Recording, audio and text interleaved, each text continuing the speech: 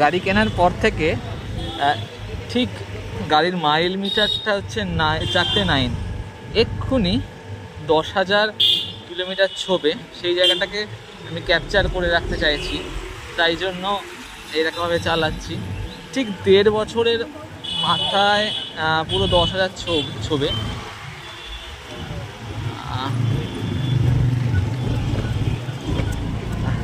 এত বাম্পার,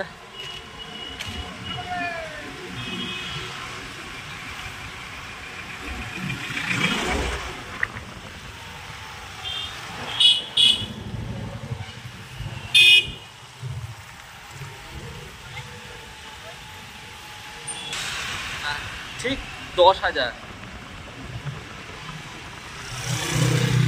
ঠিক 10,000 টাচ করলো আমার গাড়ির ডিস্টেন্স। মানে এত কিলোমিটার, 10,000 কিলোমিটার চলে ফেললো 1.5 বছরে।